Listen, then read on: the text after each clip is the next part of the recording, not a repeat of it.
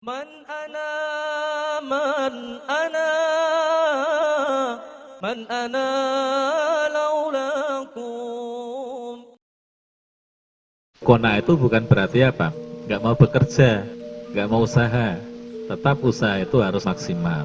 Nah, dalam usaha itu dapat hasilnya sedikit atau banyak, ya diterima dengan senang hati. Itulah yang dimaksud dengan qanaah itu. Jadi tidak ada kata Nabi itu orang yang bahagia di dunia ini selain orang yang apa? Qanaah itu. Orang yang menerima pembagian rezeki dari Allah dengan senang hati, banyak ataupun sedikit itu. Nah, orang yang bisa mengendalikan apa? Dabtu syahwatil khinjir itu, dia akan menjadi manusia yang qanaah, ya. Bukan menjadi manusia yang rakus, ya, seperti binatang ternak itu, ya. Juga menjadi manusia yang memiliki sifat yang hudu. Apa hudu itu? Tenang gitu, ya. Jadi hudu itu apa? Tenang, nggak gerusa-gerusuh begitu. Kemudian zuhud, ya. Dia akan apa? Menjadi manusia yang zuhud, menjadi manusia yang waro. Kemudian juga orang yang bisa mengendalikan syahwatu khinjir itu juga akan imbisat. Wajahnya itu kan ceria terus, tidak masam, tidak muram. Jadi imbisat, wajah yang ceria itu. Apalagi Nabi ngasih apa? Riwayat, ya. Tabassumuka bi wajhi akhika shadaqatun. Senyummu di hadapan saudaramu itu bagian dari sedekah, ya. Atau tolakul wajh bi wajhi akhi shadaqatun. Kamu berwajah apa? Ceria di hadapan saudaramu itu juga bagian dari sedekah. Jadi tolakul wajhi kata Nabi, ya. Wajah yang apa? Ceria. Wa husnul hay'a, penampilannya necis bagus, ya. Wal haya, dia suka malu, ya. Wal musa'ada, orang yang bisa mengendalikan sawatul khinjir ini juga akan punya sifat suka membantu orang yang memerlukan bantuan. Nah, itulah sifat-sifat yang apa? Yang baik, yang syarifah, yang dimiliki oleh manusia yang bisa mengendalikan ghadabul qalb, kemarahan binatang buas, dan syahwatul khinjir, dan syahwat binatang ternak itu. Nah, selanjutnya Imam Al-Ghazali itu menggambarkan, ya, wal fal qalbu fi hukmi mira'atin.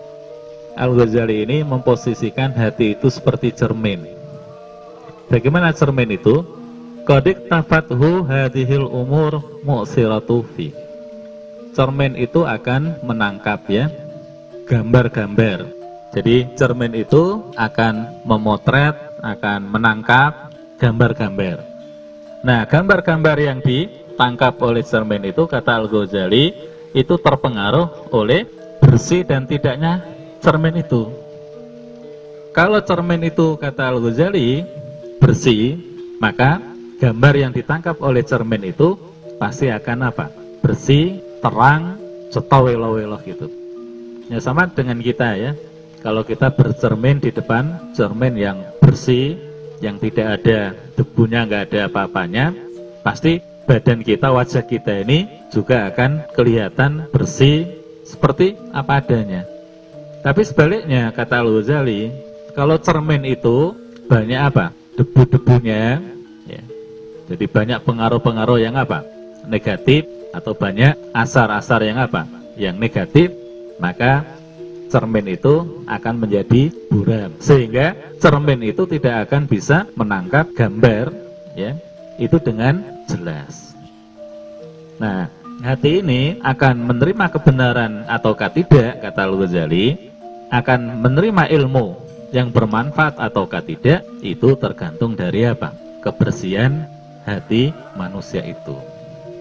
Kalau hati manusia itu, kata Al-Ghazali, bersih dari semua asar, dari semua apa? Debu-debu yang kotor-kotor itu, maka hati yang bersih dari debu-debu yang kotor itu akan bisa menangkap kebenaran itu dengan cetawela, akan bisa menangkap ilmu yang bermanfaat itu. Tapi sebaliknya, kalau hati itu apa? Kotor, mungkin manusia itu banyak apa? Dosanya, banyak maksiat kepada Allah, Yang dipikir hanya apa? Dunia dan dunia, atau yang dipikir manusia itu hanya subhat-subhat, maka manusia yang seperti ini hatinya tidak akan apa? Bersih, akan kotor seperti cermin yang banyak debunya tadi, sehingga dia tidak akan bisa menerima apa? Kebenaran itu, dia tidak akan bisa menerima ilmu-ilmu yang bermanfaat itu.